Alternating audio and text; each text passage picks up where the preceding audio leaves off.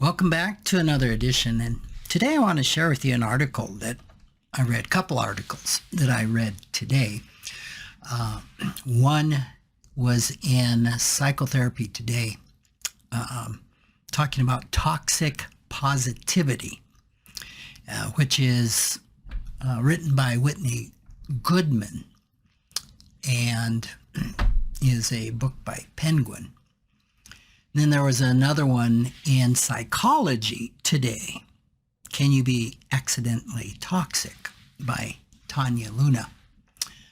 Both of these were written around 2022, and I don't know, I had never seen them, but they really grabbed my attention, especially when we're applying this to finances. Now, how can positive thinking be toxic? I mean, there is all sorts of research and data, especially about gratitude, that shows how effective it is and that it can really shift a mindset.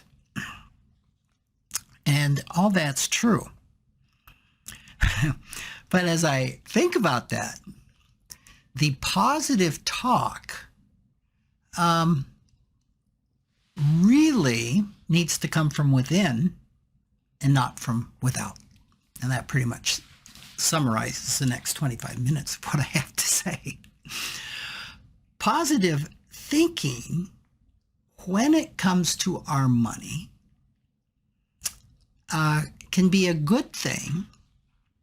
It can help balance us. It can help take an objective look at things. But it also can be really harmful if it leads to suppressing emotions. I'm bordering on something called spiritual escape in psychological communities, where to focus on anything negative is judged in itself as having a lack of faith or almost being self-fulfilling. So you're not allowed, or bad on you if you get into any type of, quote, negative thinking. And that thinking can come from even the fact of assuming that there are negative emotions. And we've talked about this before on the podcast, that there are no negative emotions. There are no positive emotions. When you really get down to it, there are emotions. Some can be difficult, some can be light, and they all are really important and full of information. So that's the concern. Emotions like joy and gratitude and love, they're really healthy. They're important mental states from which to make sound financial decisions. But I usually try not to say but there's research that suggests a person that's in a perpetual state of positivity, of joy, makes worse decisions than people who are sad. Why might that be? Well, I think when we're in a perpetual state of joy, we're probably in a perpetual state of delusion. Because sadness and fear and hurt are all real emotions. And feeling and acknowledging those feelings can actually result in making better financial decisions. And we've talked about that on past podcasts. So the whole point is, when we are suppressing emotions, we are suppressing potential wisdom in those emotions. We're not allowing ourselves to feel them fully. And that, I will say, will have a negative impact on our financial health. So here was a little quiz that Whitney Goldman had in her book. So you can take this quiz. When you feel unpleasant emotions, difficult emotions like sadness, fear, hurt, anger, perhaps, do you quickly force yourself to cheer up or immediately go to the bright side of things? We've talked about in the past with the Enneagram that there are 3 types that go immediately to positivity. That is the type 2 personality structure, the type 7, and the type 9. So if you're any one of those types, going to the positive is exactly where that personality structure goes under pressure.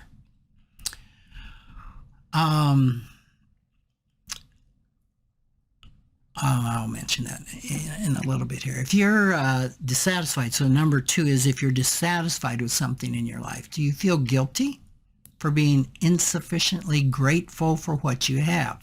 Right? Well, that's a big one. I should be grateful for this. Number 3, when people you care about are down or upset, do you try to cheer them up, even if they haven't asked you to? And number 4, do you tend to say things like, everything happens for a reason, try to find the positive, or at least it's not as bad as it could be, as a way to help others feel better? Now, if you answered yes to any of those, you may have a little bit of toxic positivity going on. And a lot of times when we are trying to cheer people up, if they haven't asked us, it's all about our projection, how we're experiencing it, and probably is hitting our fear of feeling difficult feelings. I mean, and this would be true in those 3 personality structures that I gave. The personality structures that are more apt to go with the difficult emotions are the type 4, the type 6, and the type 8. So if you're not familiar with the Enneagram, you can go to the EnneagramInstitute.com, I think, and for $12 you can take a evaluation. You can also take an evaluation of the instincts, which is really good, and it'll give you maybe the top 3 have perhaps a high probability of being the structure that you are. It's not a slam dunk test, so to speak. Enneagram must be, you have to be self-typed. It's got to be something that resonates with you, so it doesn't come from the test. It really comes from looking at those and reading the description of those personalities and seeing what really resonates with you, which is usually the one that you go, oh no, oh, that's me. Somebody's been following me around. Okay, so again, toxic positivity is the belief, oh, we should always be positive. We always need to look on the good side. Even when it's difficult times, right? So saying don't cry or time heals all wounds, things like this, can be really well-intentioned, but they can really be off. Other things would be saying you have so much to be grateful for, right? Just be happy, be positive. At least it's not something else, the highly minimizing. Your attitude is everything. You've got you got stinking thinking. You need to be grateful here for what you're learning. This will all come out. It could be worse. Just cut negativity out of your life. Don't give up, and everything happens for a reason. Those are not helpful. They are well-intentioned. But when somebody's experiencing, from their perspective, a financial disaster, these can really be invalidating to a person and in that way be harmful. Let me give you a personal example.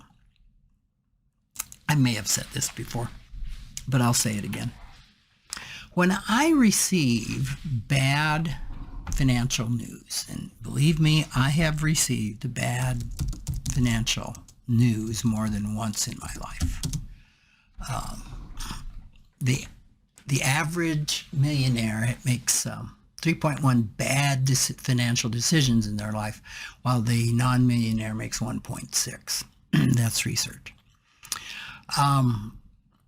So when I receive bad financial news, I go to the worst possible outcome. I don't care if it's a 1%, 2%, whatever percent probability it is. It's all possible. And that is where emotionally I need to start and acknowledge the fear, the hurt,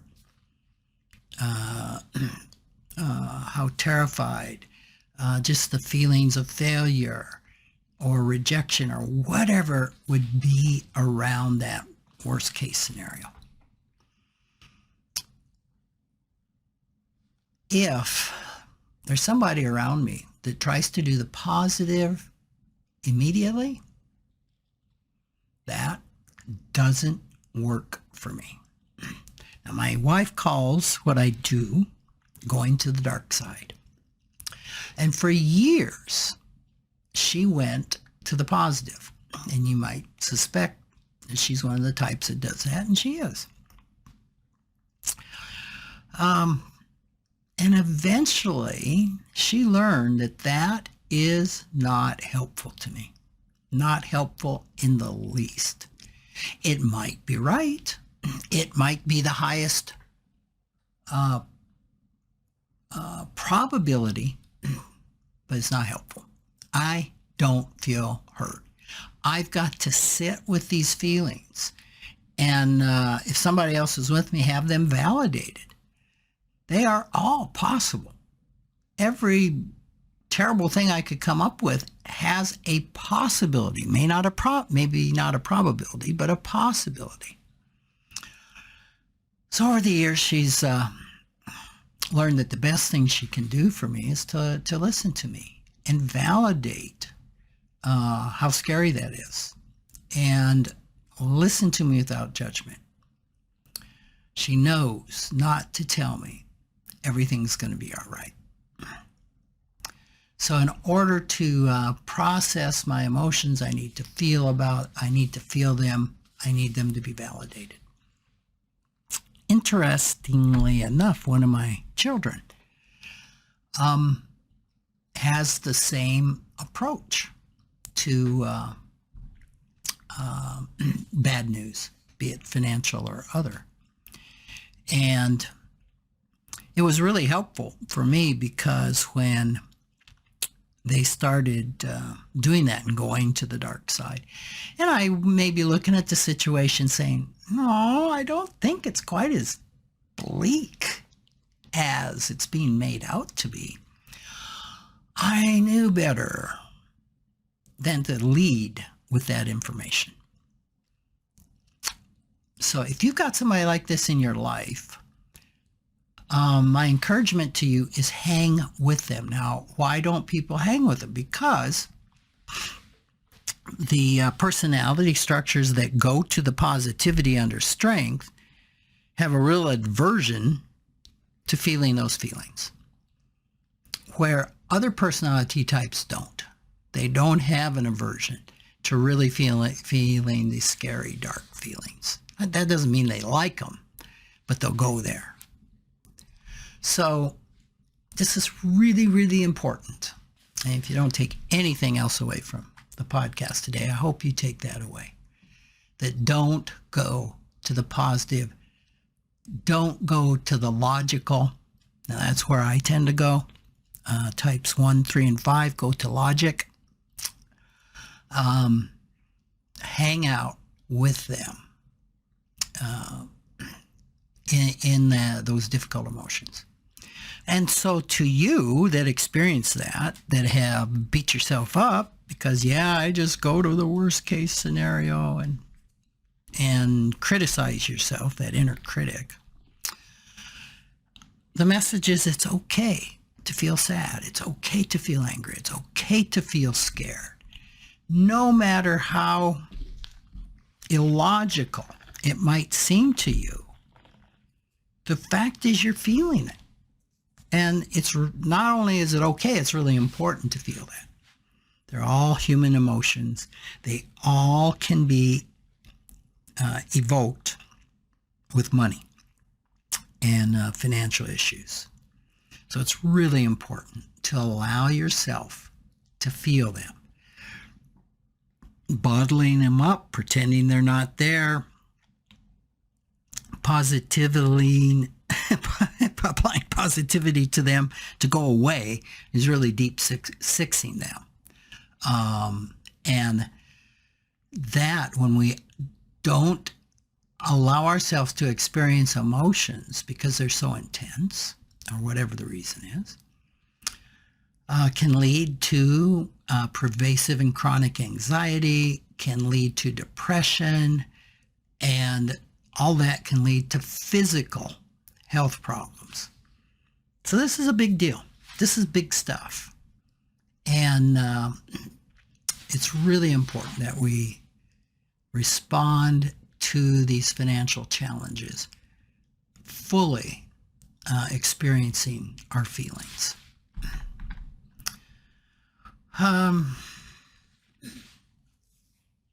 So it's, again, just really important not to use all those statements I went over because they invalidate.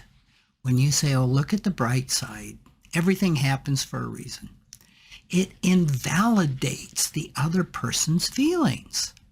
It minimizes them. It's like, oh, get over it. It's pressure to be positive all the time. Oh, I'm not doing it right. If I was really mature, if I was really connected, I'd be positive all the time. Well, it's hard to be positive when you're not feeling positive. This is one of the reasons that W. Clement Stone and Norman Vincent Peale, with their very, very famous books, was so hard for me. I tried for years to develop a positive thinking, and it just didn't work. In fact, today, I just really have a part of myself that reacts pretty strongly to positive thinking.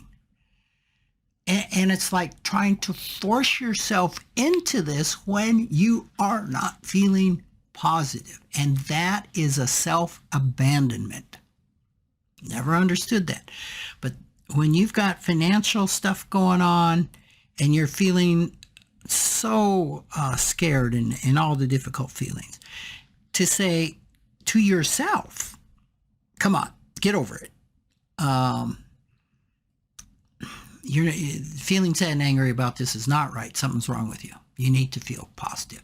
And then, of course, if it's coming from another person, I don't know that it can be any worse, quite frankly. Sometimes I think the inner talk is worse than some of the outer talk, but we certainly heard the outer talk usually before we integrated it into our psyche. So shutting all that down is just not financially helpful. So if you are listening to somebody and you are a positive, toxic positive person, which is hard to admit,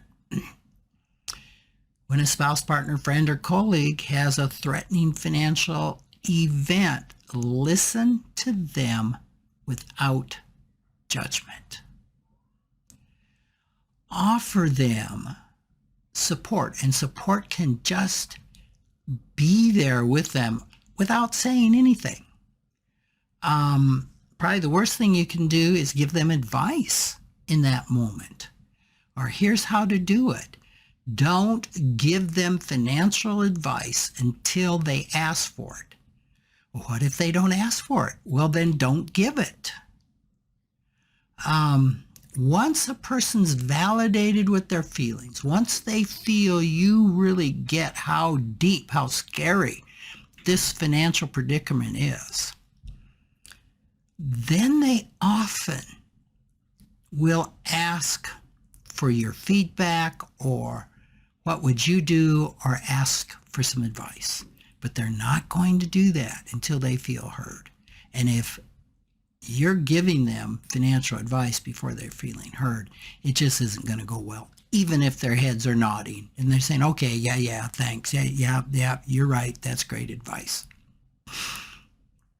So, and again, for yourself, acknowledge your feelings. Yeah, I'm feeling sad and hurt. I'm feeling embarrassed. And know that it is okay. And also, if it's from a financial thing, you kind of know a little bit where it's coming from, but sometimes the feelings seem to be so much larger than what just happened. And then we criticize ourselves, but it was just this. They just made an error on this financial statement, or didn't give you back the right change.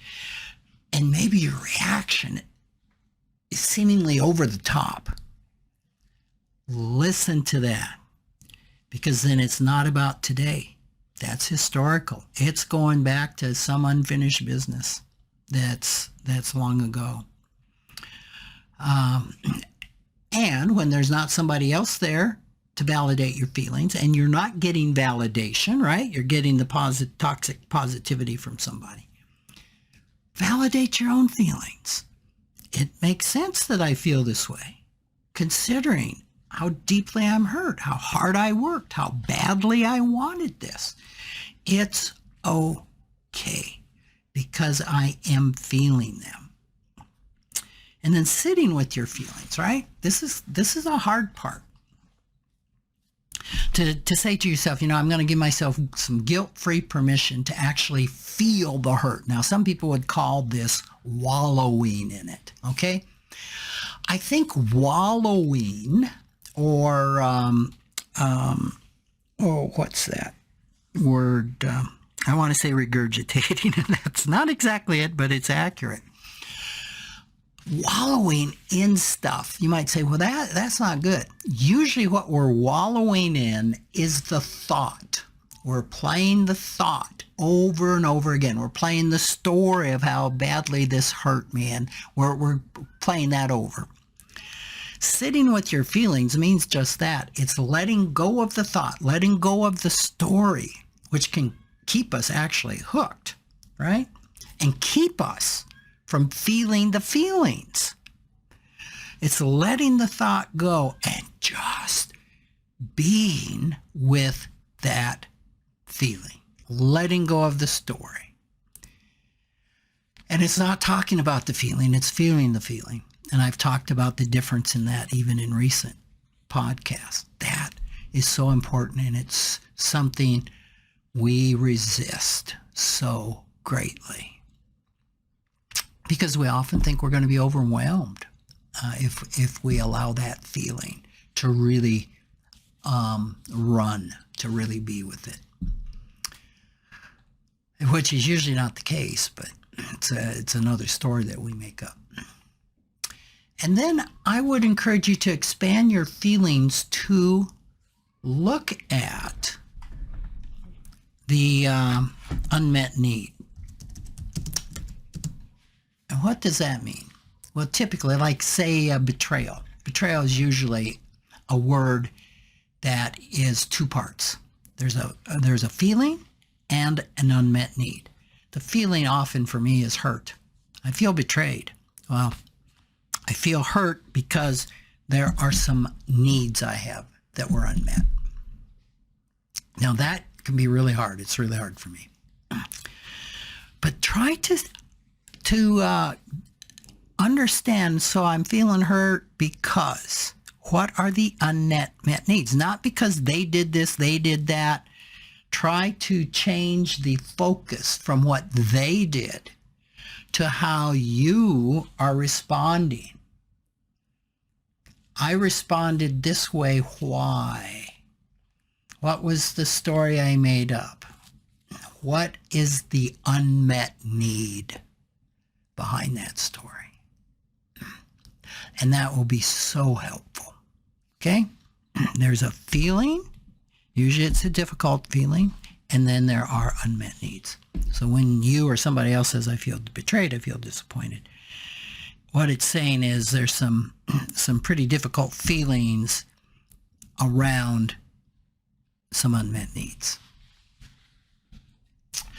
So, kind of in summary with all this, the next time that you're tempted to tell somebody to cheer up or look on the bright side, it's not all that bad, good things will come from it, just take a step back and try to understand what they're really going through.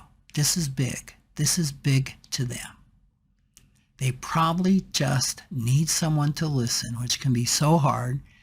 And I don't want to be sexist, but somehow there's a male gene where that can be really hard to listen without advice, without trying to fix it, without giving, this is what I would do, or in some way judging it. It can be really hard, especially when you care for the person. And it just could be that they need to talk. They need to talk till they don't need to talk. And this is going to help them process their emotions in a healthy way.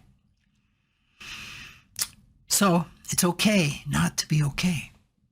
We all go through difficult financial times. And it's really important to feel these emotions.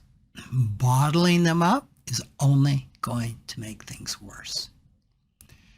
So when you're going through this, reach out for support to safe people and don't be afraid to really go there and feel and embrace your feelings, because the reason is on the other side of feeling difficult feelings is lightness and is clarity. We're just not feeling difficult feelings because all we should.